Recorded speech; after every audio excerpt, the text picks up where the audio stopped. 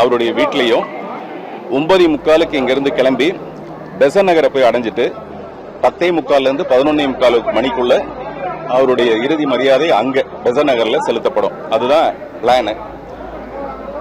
வேற என்ன சொல்றது? 9 மணிக்கு இங்க இருந்து கிளம்பிடுறோம். 9 மணிக்கு நம்ம இங்க இருந்து கிளம்பிடுறோம். 10:45 11:45 அங்க நடக்கிற இறுதி சடங்குகள் நடக்கும் என்பதை தெரிவித்துக் கொள்கிறோம்.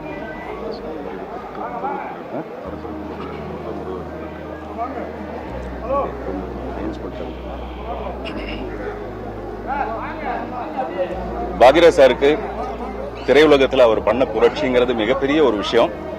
அதை மரியாதை பண்ணி நமது மாண்புமிகு தமிழக முதல்வர் அரசு மரியாதை கொடுத்திருக்கிறதுக்கு எங்களுடைய கோடான கோடி நன்றிகள். பர்சனலாக நான் சொன்னோம்னா என்னுடைய வாழ்க்கை முதல்ல இங்கே தான் ஆரம்பிச்சது.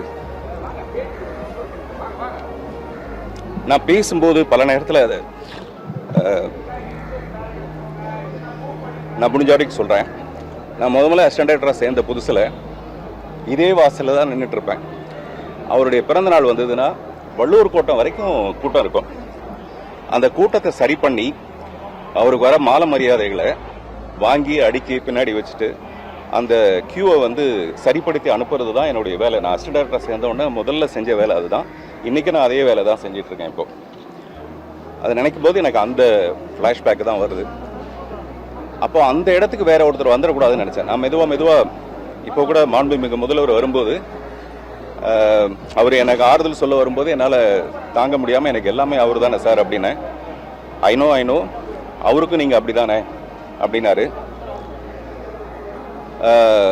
ஸோ அந்த மாதிரி அவருக்கு நான் எல்லாமுமா இருந்தால் கூட அந்த அவருக்கு பணிவிட செய்கிற அந்த உதவியாளர்ன்ற அந்த பகுதி அந்த பங்கு மட்டும் வேற யாருக்கும் போயிடக்கூடாது. நான் ஒரு டைரக்டராகி வெளியில் போயிட்டேன்னா பிறந்த நாள் இந்த மரியாதைகள் அவருக்கு வர மாலை மரியாதை வாங்கி வைக்கிற வேற யாரோ செய்வாங்கல்ல, அது எனக்கு நான் டைரக்டர் ஆகலன்னா கூட பரவாயில்ல, கடைசி வரைக்கும் அவருக்கு நான் உதவியாளராகவே இருக்கணும்னு ஆசைப்பட்டேன். அப்புறம் முடியல. அது ஏதோ ஒரு வகையில் நான் அசிஸ்டன்ட் டைரக்டர் ஆனது டைரக்டருக்காக தான், டைரக்டர் ஆகணுங்கிறதுக்காக தான். அப்படி நான் டைரக்டர் ஆனதுக்கு அப்புறமேல கூட முதல்ல அவர் ஒரு விளம்பரம் கொடுக்குறாரு. பாரதி ராஜா கிட்ட இருந்து எப்படி ஒரு பாக்யராஜ் வந்தானோ அந்த மாதிரி பாக்யராஜ்கிட்ட இருந்து ஒரு பார்த்திபன் வரப்போறான் அப்படிங்கிறத நான் படம் பண்ணுறதுக்கு முன்னாடியே ஒரு கணிச்சவர். அந்த மாதிரி இந்த குரு சிஷ்யன்றதுக்கான விஷயம் அநேகமாக இந்த ஜென்ரேஷனுக்கு அப்புறம் யார் இவ்வளோ பெரிய ஒரு மரியாதை வச்சுருப்பாங்கன்னு எனக்கு தெரியல. அவருக்கு எப்படி அவங்க டைரக்டரோ அந்த மாதிரி தான் எனக்கு எங்கள் டைரக்டர்.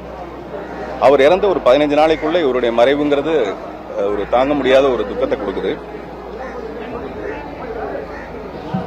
மறுபடியும் நிறைய சாதிச்சு அந்த சாதனைகளை நான் அவருக்கு காணிக்க ஆகணும்னு நினைக்கிறேன். நன்றி.